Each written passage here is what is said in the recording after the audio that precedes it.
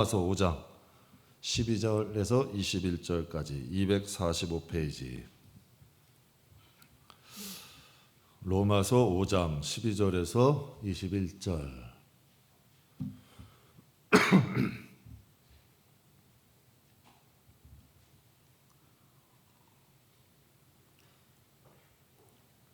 우리 다 찾으셨으면 한 절씩 교독하도록 하겠습니다.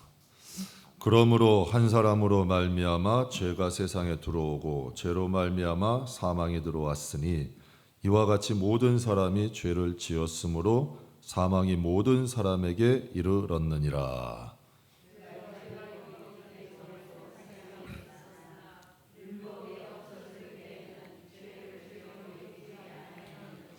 그러나 아담으로부터 모세까지 아담의 범죄와 같은 죄를 짓지 아니한 자들에게까지도 사망이 왕노릇하였나니 아담은 오실자의 모형이라.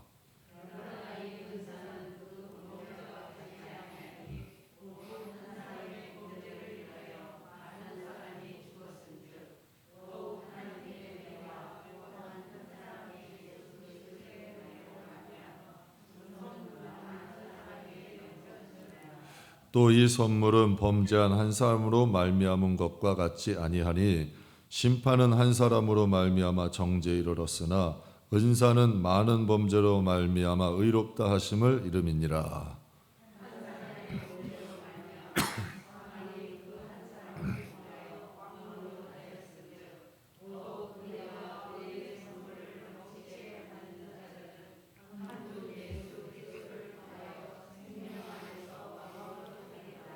그런즉 한 범죄로 많은 사람이 정죄에 이른 것 같이 한 의로운 행위로 말미암아 많은 사람이 의롭다 하심을 받아 생명에 이르렀느니라.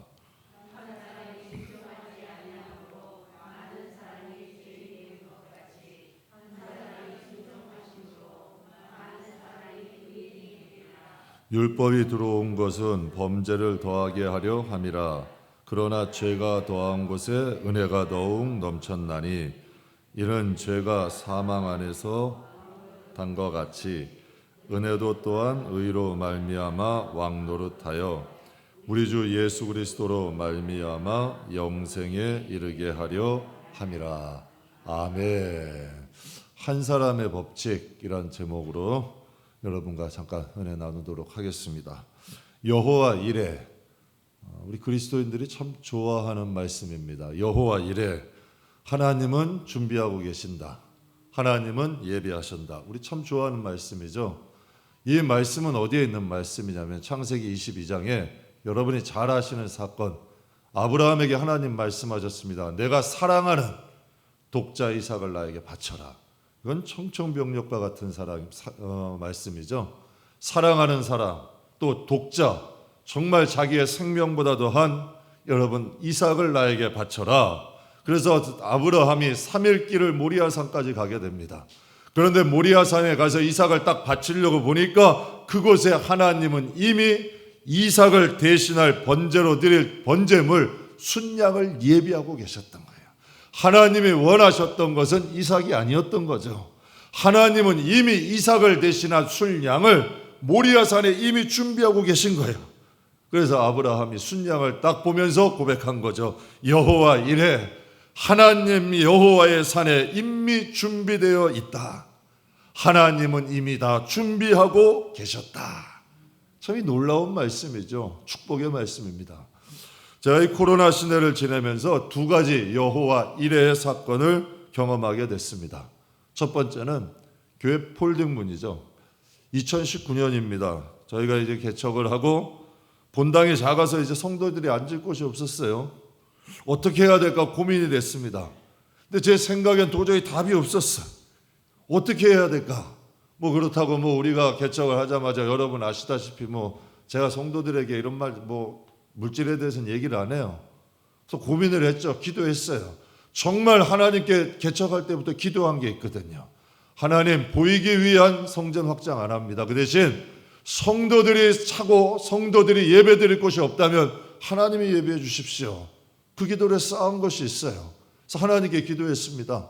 하나님, 성도들이 이제 앉을 곳이 없는데 어떻게 해야 됩니까? 하나님께 간절히 기도했어요. 지혜를 구했죠. 그때 하나님이 주신 생각이 폴딩몬이야. 그래서 교육관, 제1교육관, 2교육관에다 폴딩몬을 만든 거예요. 그때 그 당시에 공사할 때 주변에 있던 분들이 가끔 이런 말도 하셨어요. 무엇하러, 그 적은 돈이 아니거든요. 무엇하러 그렇게까지 돈을 들이며 공사하냐, 그런 말도 들었었어요. 그러나 그때 이제 코로나 시대가 지나고 보니까 저는 이 폴딩문을 볼 때마다 하나님께 감사합니다. 왜냐하면 우리 코로나19로 인해서 모임 인원 제한, 식당이나 어디 모임 5명 이상 못 가시잖아요. 교회도 인원 제한을 해요. 한국 사회에 지금까지 겪어보지 못한 일입니다. 우리 처음 겪는 일 아니에요? 그런데 제가 폴딩문을 볼 때마다 감탄이 되는 거죠. 야, 하나님은 하나님이다. 야, 하나님 감사합니다. 폴딩문 2개를 다 개방하고 또 주일 예배 이제 1, 2부로 드리게 되니까 성도들이 오프라인 예배를 드릴 수 있게 된 거예요. 큰 불편함 없이 드릴 수 있게 된 거죠. 그래서 생각했어요. 만약에 내가 하나님께 불순종했다면 성도들이, 여러분, 성전이 좁아서 오프라인 예배 불가능했습니다. 성도들이 고생해야 되는 거죠. 그래서 제가 아브라함의 마음을 이해가 된 거예요. 공감이 된 거예요. 생각해 보세요. 독자 이삭을 데리고 3일 길을 가, 모리아상에. 여러분의 자식을 하나님께 드려야 돼. 그 자식을 데리고 3일 길을 가는데 그 자식을 볼 때마다 가슴이 찢어지는 거죠. 그래서 모리아산을 딱 데리고 갔는데 하나님께서 멈추라 그래. 그리고 하나님 아브라함의 눈앞에 순양이 보이는 거야. 이삭을 대신하여 순양을 드려라. 그때 아브라함의 마음은 어땠을까요? 야, 하나님의 뜻은 이것이구나. 하나님은 이삭을 요구하신 것이 아니라 하나님은 여호와 이레 이미 순양을 준비하고 계셨다. 제가 폴딩문을 볼 때 그런 생각 드는 거예요. 맞다. 인간은 어떻게 이런 걸 상상합니까? 한 번도 경험해 본 일이 아닌데. 그러나 여호와 이레 하나님은 이미 예비하고 계셨다. 성도들의 예배를 받으시기 위해서, 우리의 예배를 기뻐하시기 때문에 하나님께서 폴딩문만 설치하게 하시고 오프라인 예배 가능할 수 있도록 예비하셨구나. 저의 마음에는 여호와 이레야. 두 번째로는 유튜브 영상 장비입니다. 유튜브 영상 장비 2019년인가 우리 이윤영 장로님이 저에게 오시더니 뜬금없이 그런 말씀을 하세요. 목사님, 우리도 유튜브에 설교 방송 좀 올리죠. 여러분, 이 개척교회 말이 됩니까? 무슨 개척교회 영상 올린다고 누가 보기나 하겠어요? 저한테는 사실 필요성도 못 느꼈고, 저는 제 설교를 내놓는 것 자체도 저도 부끄럽고 뭐 자신도 없고 그런 마음이었죠. 그런데 제가 말씀드리지 않았는데 장로님이 휴대폰에다가 휴대폰 고정대를 또 사오셔가지고 맨 앞자리에 앉아서 본인이 찍으시는 거예요. 근데 제가 또 장로님이 또 찍으시는데 하지 마세요. 할 수도 없잖아요. 근데 그것이 계기가 되어서 틈틈이 방송 장비 준비하게 되고 또 틈틈이 그 장비도 구입하고 공부도 하게 됐죠. 그래서 시작이 된 거예요. 근데 코로나 사태가 딱 터져버렸어요. 방송 설치 기사들이 귀한 몸이 됐어요. 작은 교회는 가지도 않아요. 제가 아는 분 전화도 해봤더니 전화 받지도 않아. 찾는 곳이 너무 많으니까 큰 교회들 가기도 바쁘고 부르는 곳이 너무 많은 거죠. 그러니 뭐 작은 교회는 전화 받을 필요도 없고 너무 바빠서 그분들 모실 수도 없는 거야. 지인 목사님이 몇 분이 교회 방문하셨어요. 그러더니 영상 시스템을 딱 보시더니 그 말씀 하시더라고요. 어떻게 알고 준비했냐. 알기는 뭘 합니까? 그냥 순종하고 장로님이 하도 연락이 거기서 찍으시고 계시니까 야, 안 되겠구나. 장비 설비 뭐 좀 준비해보자 해서 장비를 조금씩 사놓았던 거죠. 준비를 했던 거야. 그래서 코로나가 딱 터지자마자 장비를 설치한 거죠. 그러니까 여러분, 제가 그것을 볼 때마다 생각하는 건 뭘까요? 여호와 이레 하나님은 준비하셨다. 인간이 어떻게 합니까? 인간이 앞날을 어떻게 알아요? 하루 앞도 몰라요. 일주일 앞도 몰라요. 여러분, 1년 앞도 몰라요. 제가 이번에 광주에서 그 철거 건물이 무너지는 것 보면서 여러분, 그분들 시장 가서 어떤 분, 그 희생된 분 한 분 중에는 식당 개업을 막 해가지고 개업 첫날 시장 보러 갔다가 여러분 거기서 참사를 당한 거야.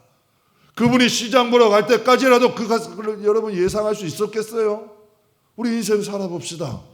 우리가 여러분 한 달을 알아요? 1년을 알아? 앞으로의 삶을 모릅니다. 인생은 모르는 거야. 항상 이 여호와 이레 하나님 바라보는 거죠. 그래서 제가 영상 장비 볼 때마다 그런 말을 한 거예요. 야, 여호와 이래. 하나님은 준비하고 계셨구나. 하나님께서 예비하고 계셨구나. 그래서 사랑하는 우리 성도들, 그래도 온라인으로 예배를 드릴 수 있도록 하나님께서 준비해 주셨구나. 얼마나 감사했는지 몰라요. 그렇다면 성도 여러분, 여호와 이래. 하나님은 무엇을 통해 어떻게 일하실까요? 하나님은 무엇을 통해 일하실까요? 하나님이 직접 내려오실 수는 없잖아요. 하나님이 어떻게 일하실까? 어떤 방법으로 무엇을 통해? 하나님은 사람 통해 일하십니다. 제가 성도님들에게 개척하면서 누누이 말씀드리는 게 있어요. 믿지 않는 사람이라지라도 주변 사람들하고 절대 정 만들지 마라. 여러분, 요셉을 통해 역사하신 건 믿는 사람이 아닙니다. 다윗이나 아브라함이나 여러분 믿는 사람들을 통해 역사하시는 거 아닙니다. 하나님은 믿지 않는 사람을 통해서도 역사하시는 거예요. 그래서 우리 성도들은 믿는 사람에게나 믿지 않는 사람에게나 그리스도의 향기 되라. 좋은 것으로 뿌리면 좋은 것으로 돌아온다는 거죠. 여러분, 하나님께서는 깨어있는 한 사람, 순종하는 한 사람, 그 사람들을 통해 역사하신다는 거 기억하시길 바랍니다. 아브라함이 순종했기 때문에 여호와 이레 하나님을 만난 거죠. 저도 여러분 부딪히는 환경에 순종했기 때문에 여러분 이러한 일은 이루어질 수 있는 것 아니에요. 불순종할 수 있죠. 선택입니다. 그래서 성도들은 항상 기도를 해야 되냐? 왜? 여러분 이 육적인 사람은 항상 염려합니다. 근심합니다. 걱정하죠. 하지만 영적인 사람은 기도합니다. 그러다 보면 영적 감각이 살아있는 사람이야.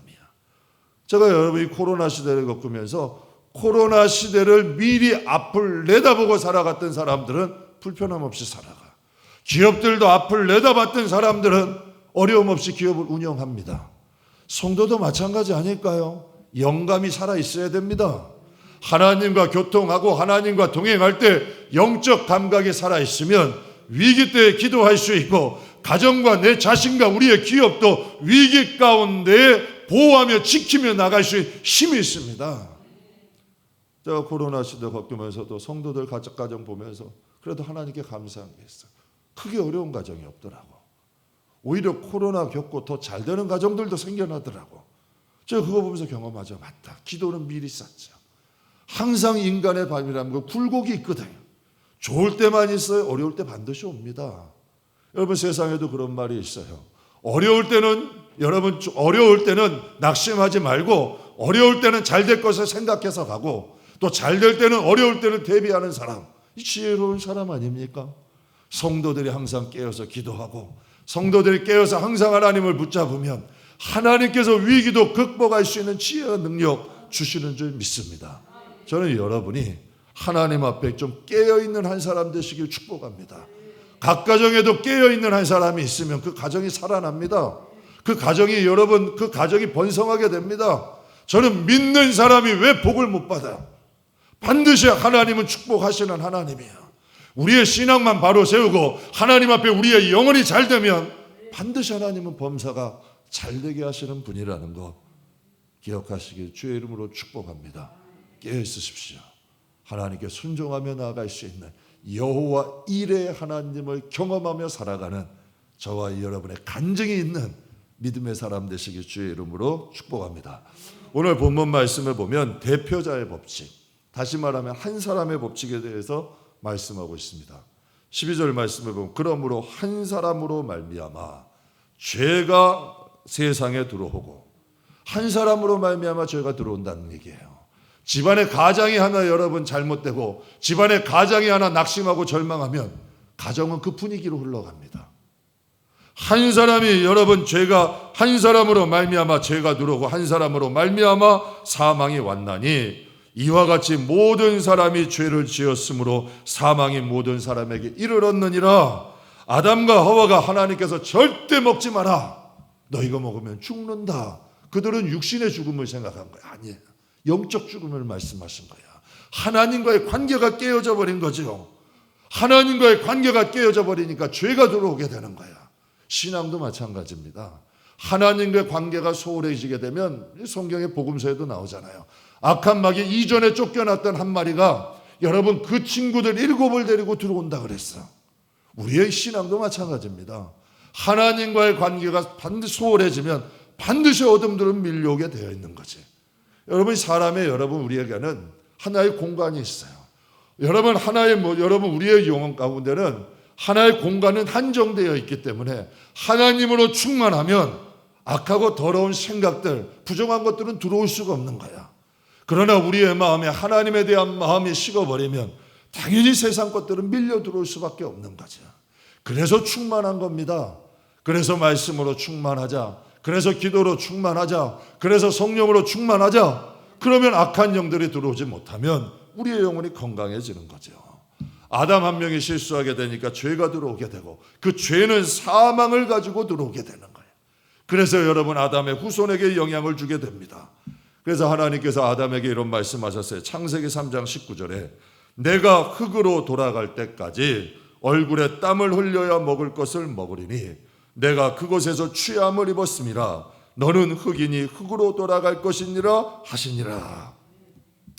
여러분 잘 아시다시피 사람이라는 존재는 진흙으로 만들었습니다.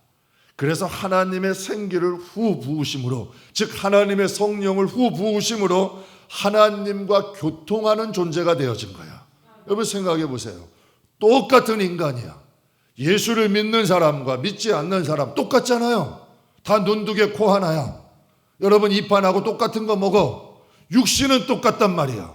왜 어떤 사람은 하나님의 존재를 믿고 왜 어떤 사람은 하나님의 존재를 믿지 않을까?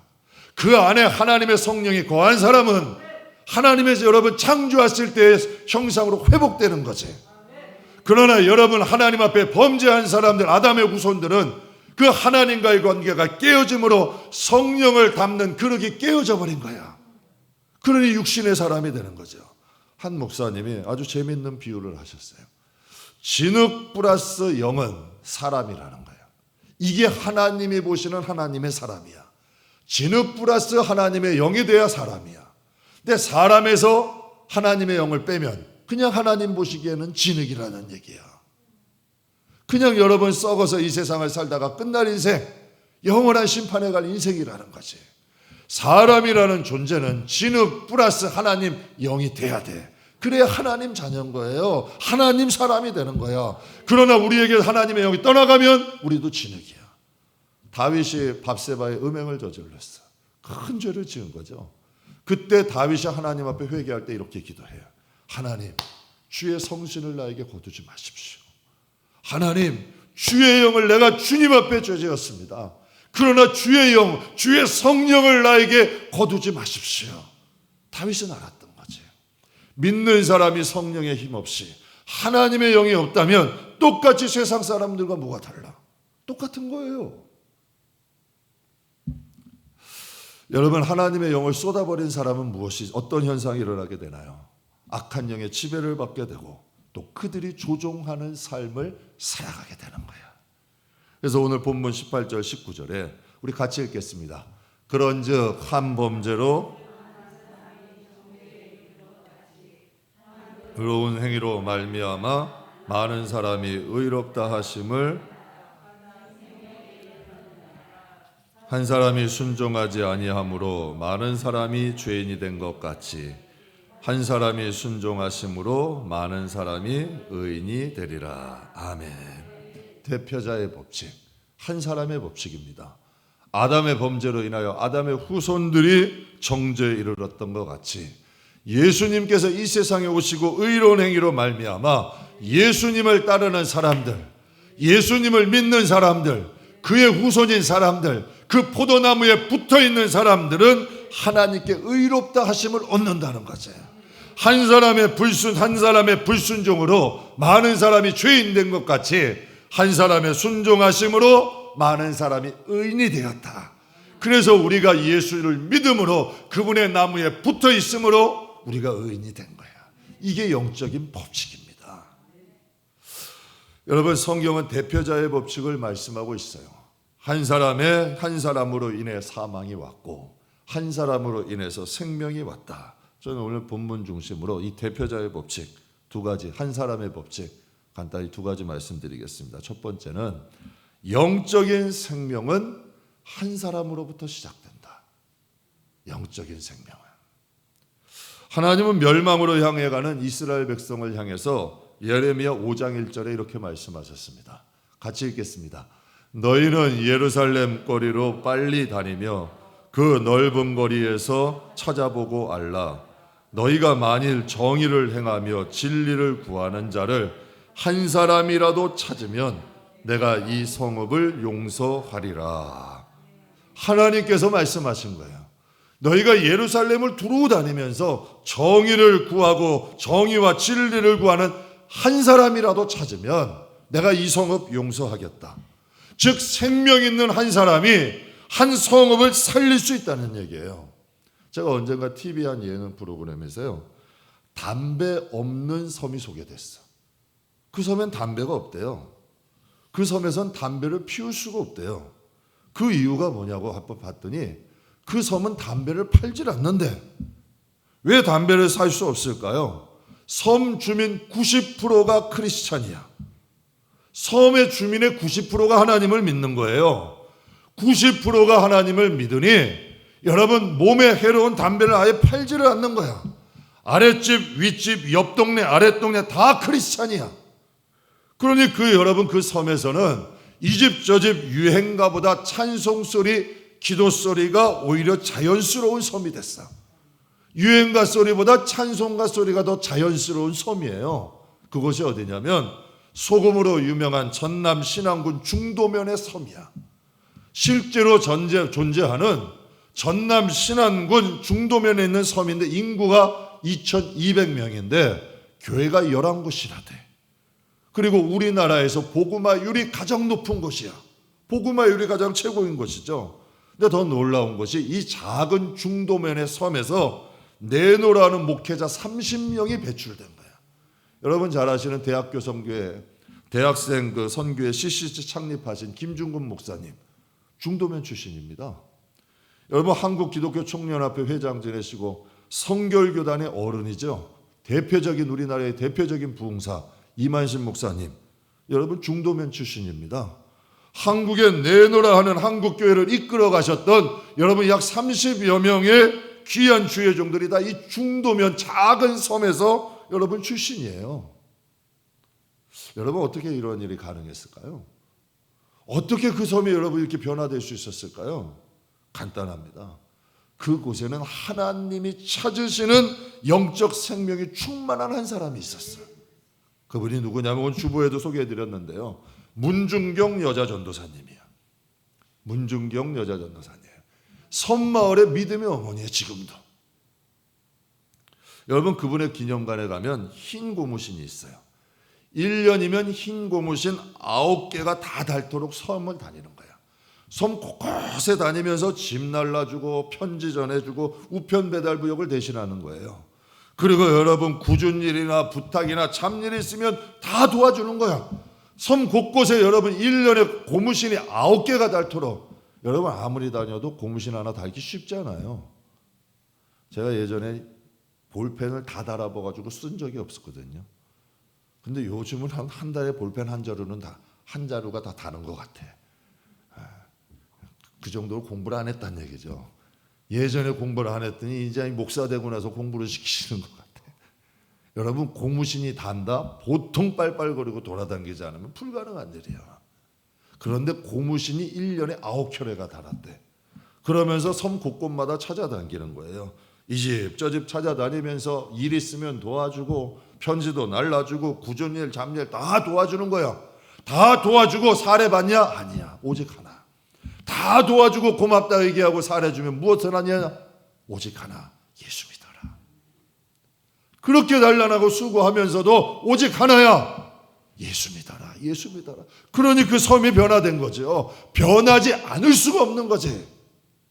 그런 분이 여러분 섬의 한 사람, 정말 그리스도로 충만하고 영적 생명이 충만한 섬마을의 어머니, 믿음의 어머니 한 사람이 그 섬에 존재하니 섬이 바뀌어버리는 거야. 그분이 1950년도 6.25 당시에 공산당에 의해서 순교하셨습니다. 지금 몇 년 지났죠? 한 70년 지났죠. 그런데도 중도면에는 아직도 문중경 전도사님의 신앙이 흐르고 있는 거죠. 섬이 90%가 크리스찬이다. 70년이 지났어요. 몸에 해로운 담배는 팔지 않는다. 예배를 봐야 하는 주말에는 식사할 식당을 찾기가 힘든 곳이에요. 다 예배 보러 가니까 식사할 식당이 없어. 그리고 섬마을에 화투판, 여러분 원래 섬이라는 데는 우상을 섬깁니다. 뱃사람들은 우상을 많이 섬겨요. 그리고 화투 투전판을 많이 합니다. 그런데 그 섬에는 화투판이나 투전판이 없어. 유행가보다 찬송가가 더 익숙한 곳이야. 어떻게 이런 일이 발생했을까요? 하나님이 찾으시는 한 사람, 하나님으로 충만한 한 사람이 있으니까 섬이 변하는 거야. 그래서 제가 누누이 여러분 잔소리해요, 성도분들께. 한 가정에 믿음의 사람 한 사람 있으면 그 가문이 바뀐다. 그럼 구원받는 가정 된다. 그 가정이 구원받고 영혼이 잘 되면 범사가 잘 되는 하나님의 역사들이 반드시 일어난다는 거죠. 여러분, 우리 그 전도사님 순교하신 지 70년이 지났지만 아직도 그 섬에는 전도사님의 신앙의 정신이 아직도 살아있는 거야. 사랑하는 성도 여러분, 우리도 믿음, 우리의 각 가정에 이런 문준경 전도사님 같은 여러분 하나님이 찾는 한 사람이 됩시다. 이게 진짜 가정을 사랑하는 거야. 내가 믿음으로 여러분 한 가정에 하나님이 찾으시는 한 사람이 된다면 그 가정을 하나님이 지켜주셔. 하나님이 보호하. 이게 얼마나 든든한데요. 제가 코로나 시대 때 딱 겪어가면서 그런 걸 느꼈어요. 걱정되죠. 물밀듯한 근심 걱정. 왜 교회도 경영해야 나가야 되는데. 그리고 저는 원래 태생이 아쉬운 소리를 못하는 사람이야. 그걸 못해요. 그냥 내가 주저앉으면 주저앉았지. 걱정이 되지. 근심이 되지. 왜 마음에 여러분 두려운 마음이 없겠어요. 그랬더니 여러분 임 목사님이 저한테 그 말을 하더라고. 그렇게 걱정할 걸로 하나님 바라보세요. 참 많이 배워요. 임 목사님께도 배우고 우리 성도님들께도 배우고. 한 번은 우리 딸이 독일에서 유학하는데 집을 못 구하는 거야. 이제 뭐 오케스트라 때문에 어디 좀 옮겨가가지고 집을 구해야 되는데 몇 개월이 됐는데도 집을 못 구하는 거야. 걱정이 되잖아요. 딸은 뭐 있어 결혼하기 전이니까. 그랬더니 딸애가 저한테 그러더라고요. 아빠, 이전에도 지켜주셨는데 지금도 지켜주겠죠. 야, 내가 목사가 아니라 딸이 목사가 돼야 되는 거야. 그래서 제가 코로나 때도 느꼈어요. 야, 맞다. 하나님이 지켜주실 거다. 내가 하나님을 바라보고 정말 진실하게 서 있으면 하나님이 지켜주지 않으시겠느냐. 근데 정말 하나님은 살아계시더라고. 제가 그래서 목회할 때 처음에 성도들에게 그랬어요. 저 그 마음을 먹고 목회했어요. 내가 하나님을 만나지 못하고 정말 내가 어려운 가운데 하나님 의지에서 일어나지 못하는데 세상은 정글이에요. 성도들 얼마나 힘들어요. 여러분 우리 젊은이들 이 세상에 경쟁하게 가는 거 쉬운 일 아니에요.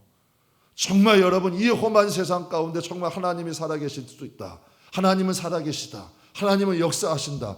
목사가 여러분 경험해보지 못하고 나도 어려운 가운데 기도해서 하나님 앞에 보지 못하면 어떻게 그것을 말할 수가 있겠어요. 아브라함도 마찬가지 아니에요. 이삭이 목격했잖아. 하나님이 드리랬다고 정말 자식을 데리고 모리아산으로 가. 그걸 이삭이 아버지를 봤을 때 야 우리 아버지 정상이야? 날 사랑하시는 건 맞아? 이런 생각 안 들까요? 그런데 모리아산에서 하나님께 드리려고 그랬을 때 하나님께서 순양을 예비하셨어. 이삭에겐 평생에 살아있는 간증이야. 야 하나님이 이런 분이구나. 하나님은 우리를 축복하시는 분이구나. 하나님은 역사하시는 분이구나.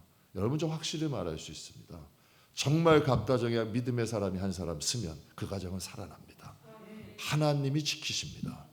이스라엘 나라 한번 봅시다. 강원도 땅덩어리만한 나라고 여러분 백성이 수백만밖에 안 됩니다.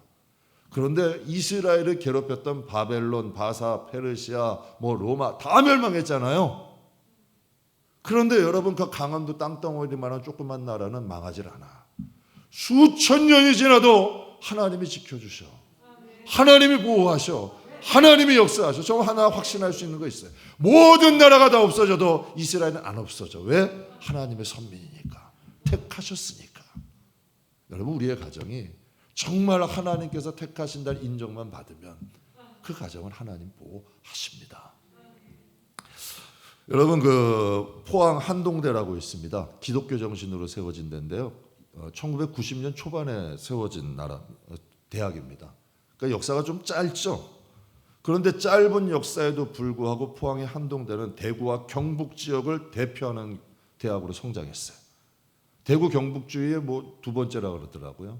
또 종합대회로 하면 여기 20권 안에 드는 이제는 뭐 좋은 대학으로 성장했다 그래요. 근데 한동대학은 책 풀 때마다 외치는 구호가 있었답니다. 책 풀 시간이 있는데 책 풀 때마다 외치는 게 공부해서 남주자. 이게 거기 구호야. 공부해서 남주자. 열심히 공부해서 사회에 나가 선한 영향력 끼치자. 그 한동대의 첫 번째 총장이 김영길 박사님이란 분입니다. 학생들이 존경하는 총장님이에요. 학생들이 존경하는 총장님 쉽지 않습니다. 학생들이 존경하는 총장님이에요. 여러분이 박사님이 젊은 시절 유학 시절에 고국에 있는 여학생과 펜팔을 통해서 결혼 약속을 했어요. 근데 이 자매가 결혼을 하는 조건으로 내세운 조건이 하나 있어요. 예수 믿으십시오. 이게 조건이었어요. 그래서 결혼하기 위해 교회 다녔대요. 그래서 교회 다니는 좀 믿는 척했다는 거죠. 그러면서 교회 다니면서도 이 박사님 마음엔 이런 마음이 있었대요. 야, 내 미국의 물리학 박사가 교회를 다녀준다. 한마디로 교회 영광스럽게 생각하라는 거지. 이 물리학 박사가 교회 다녀준 이런 마음으로 다니셨다는 거예요. 근데 하루는 목사님이 설교를 하시는데 가나의 혼인잔치 물이 변하여 포도주가 됐습니다. 그 설교를 해버린 거예요. 그러니까 물리학 박사인 교수님이 볼 때 물이 포도주가 돼? 이건 이해할 수 없는 거죠. 그날 집에 가서 부인하고 대판 싸웠대요. 내가 명색인 물리학자, 내가 물리학 박사인데 어떻게 내 앞에서 그런 설교를 할 수 있느냐? 어떻게 물이 변하여 포도주가 되느냐? 사람을 속여도 유분수지. 그러니까 교회 안 나가려 하는 거야. 대판 싸웠대요. 근데 어느 날은 이제 학자잖아요. 궁금했던 거지. 성경이 궁금했던 거예요. 그래서 공부하듯 연구하듯 성경을 읽어 내려갔대요. 성경 한 장 한 장씩 읽어 내려갔더니 근데 갑자기 성경 말씀이 막 꿈틀꿈틀거리기 시작하더래. 갑자기 성경 말씀이. 그리고 말씀을 읽는데 갑자기 이 마음에서 뭔가 뜨거운 불덩어리가 막 올라오더래. 근데 자기의 의지가 아닌데 눈에서 막 눈물이 쏟아지는 거야. 막 이 마음에서 불덩어리가 쏟아지고 눈에서 눈물이 쏟아지고 말씀이 꿈틀꿈틀 움직이더래. 근데 그날 이후로 자신에게 이상한 반응이 생겼대. 가나의 혼인잔치도 어떻게 거짓말을 했다는 사람이 창세기 1장 1절이 믿어지더래. 태초에 하나님이 천지를 창조하셨더라. 이 말씀이 아무 의심 없이 믿어지더라는 거야. 이 말씀이 믿어지니 물이 포도주 되었다는 것은 어린애 장난인 거야. 이 목사님이 이 박사님이 교회에서 통성기도 할 때마다 그렇게 빈정거렸대요. 아니 하나님이 귀머거리야 소리 지르게? 소리 지르고 쭉 하고 소리 지르고 기도하니까 빈정거리신 거예요. 아니 하나님이 귀 먹었어? 왜 소리는 지르게? 아니 기도하는데 왜 불은 끄는 거야? 이러고 빈정거리셨대요. 그런데 언제부터인가 자신도 모르게 자신도 부르짖으며 기도하는 한 사람이 되었다는 거야. 사랑하는 성도 여러분, 하나님께서 한 총장님 한 사람이 변하니까 여러분 대학생들이 변해버려요. 여러분 그 대학생들이 변하니까 그 학생들이 거하는 곳, 그들이 세상을 나가서 그들이 거하는 곳이 변해버리는 거예요. 그러니 여러분 그 학생들만 변하고 여러분 세상만 변해? 아니 하나님이 그 학교도 축복하시는 거지. 사랑하는 성도 여러분, 하나님은 지금도 하나님의 뜻을 행하는 한 사람 찾고 계십니다. 영적인 생명력 있는 한 사람, 그 한 사람이 가정을 바꿉니다. 그 한 사람이 세상도 바꿀 수 있다는 것을 믿으시기 주의 이름으로 축복합니다. 그럼 두 번째는 왜 복음을 위해서 내가 아닌 남을 위해 살아야 되는가? 우리 생각하잖아요. 나 살기 위해도 바쁜데 왜 복음 믿고, 복음이라는 건 남 위해서 살자는 거 아니에요. 좀 베풀자는 거 아니에요. 헌신하시면 좀 남을 위해서 살자는 게 복음의 핵심이잖아요. 그러면 왜 여러분 복음을 위해 내가 아닌 남을 위해 살아야 하는가? 두 번째 은혜 나눌 주제입니다. 복음은 가치 있는 희생이야. 가치 없는 희생이 아니에요. 복음의 희생은 가치가 있는 거야. 18절 19절에 말씀하시기를 그런즉 한 범죄로 많은 사람이 정죄에 이른 것 같이 한 의로운의 의로 말미암아 많은 사람이 의롭다 하심을 받아 생명에 이르렀느니라. 한 사람이 순종하지 아니함으로 많은 사람이 죄인 된 것 같이 한 사람이 순종함으로 많은 사람들이 의인이 되었다. 그래서 21절에 이는 죄가 사망 안에서 왕노릇한 것 같이 은혜도 또한 의로 말미암아 왕노릇하여 우리 주 예수 그리스도로 말미암아 영생에 이르게 하려 함이다. 죄가 왕노릇하니 사망이 왔는데 한 사람이 순종함으로 은혜가 왕노릇하여 이제는 우리에게 영생에 이르렀다는 말씀이에요. 한 사람이 여러분 순종하니 은혜가 왕노릇해 하나님의 의가 왕노릇하니 그 가족이 구원받는 가정 되고 영생하는 가정 되고 하나님 백성이 된다는 얘기야. 제가 수요일 날도 잠깐 금요일 날 잠깐 설명드렸나요? 바울은 로마 시민권자입니다. 당시 로마 시민권엔 어떤 글이 써 있냐면 로마 시민권자를 건드리면 그 사람은 생각해라. 당신이 로마 황제와 싸워 이길 자신이 있으면 건드려라. 그 통행증이 있었어요. 그래서 바울을 채찍질하던 천부장이 바울이 로마 시민권자였던 걸 깜짝 놀란 거야. 그래가지고 여러분 그를 두려움으로 풀어줬다 그랬어. 바울은 이 로마 시민권을 가진 사람이야. 그런데 바울이 하나님 나라를 보고 고백합니다. 하나님 나라의 시민권은 로마의 시민권은 하나님 나라의 시민권에 비하면 배설물에 불과하다. 예수님 한 사람이 오심으로 그분을 믿음으로 은혜가 왕노릇한 거야. 그래서 우리가 구원을 받아. 우리가 그래서 영생을 얻었다는 거죠. 여러분 예수님이 이 세상에 오셔서 무엇 희생하셨나요? 하늘 보좌, 영광, 명예 다 버리셨어. 우리 위해서. 하늘 보좌 버리셨잖아요. 영광 버리셨어. 가난한 목수의 아들로 여러 형제들과 함께 부딪히며 살았던 거야. 인간이 겪어야 할 가난, 수고, 고난 겪으셨죠. 잃어버린 한 마리의 양을 위해서, 잃어버린 하나님의 자녀 한 사람 때문에 사람들의 비난받으면서 사마리아 땅 갔어요. 여러분 선교사님들 이해 안 가시죠? 왜 목숨 걸고 공산국가 들어가고 지금 저는 아는 분이 미얀마로 다시 들어가. 지금 미얀마 전시 상태 아니에요? 왜 여러분 그 자신의 삶, 자신의 재산도 헌신하고 자신의 인생을 헌신하면서 선교사님들 왜 여러분 희생하며 살아갈까요? 각 교회들 여러분 한번 보시면 정말 주님을 위해 살아가는 분들이 존재합니다. 왜 그분들이 그러한 바보 같은 삶을 살아갈까요? 여러분 항상 주목하십시오. 그분들 안에는 예수님이 계십니다. 그분들이 하나님 나라에 가면 그러한 분들이 영광을 얻습니다. 그분들은 하나님 나라의 시민이고 하나님이 그들의 마음에 예수 그리스도가 함께 하시기 때문에 그분이 가는 게 아니라 그분들의 육신을 하나님이 사용하시는 거야. 주님은 이 시간도 이 시대에도 그러한 하나님을 위한 한 사람 한 사람을 위해 역사하고 계시는 거죠. 그래서 예수님이 자신을 통해 이렇게 말씀하셨어요. 요한복음 12장에 내가 진실로 진실로 너에게 이르노니 한 알의 밀이 땅에 떨어져 죽지 아니하면 한 알의 밀 떠 죽지 아니하면 한 알 그대로 있고 죽으면 많은 열매를 맺느니라. 예수님이 내가 한 알 그대로 있으면 한 알 그대로밖에 없어. 그러나 내가 너희들을 위해 죽으면 많은 열매를 맺게 될 거야. 그러니까 여러분 예수님은 지금 우리들을 위해서 희생하신 거야. 주님 그 한 분의 희생으로 우리가 있는 거죠. 제가 문득 이런 생각을 들었어요. 예수님께서 지금 하나님 보좌에 계실 거 아니에요. 구원받은 우리 하나님 백성들이 지금 하나님 앞에 예배를 드립니다. 우리 하나님 백성이잖아요. 주일은 주님의 날이야. 주님의 날 모여서 하나님을 예배하는 우리의 모습을 보시면서 무슨 생각하실까요? 또 구원받은 이방인들, 구원의 소망이 없는 이방인들, 우리들의 구원받은 모습을 보시면서 또 죄인들이 진심으로 회개해서 하나님 앞에 새 사람이 됐어. 예전에 죄의 습관을 버리고 이제는 하나님 뜻대로 살아가. 그러한 사람을 보시면서 예수님 무슨 생각하실까요? 전 그러실 것 같아요. 잘했다. 내가 힘들었지만 아팠지만 좀 고생스러웠지만 가치 있는 희생이었다. 여러분 그런 생각하지 않으실까요? 사도 바울 자신이 전도한 복음을 전한 성도들을 보면서 바울이 이런 말을 합니다.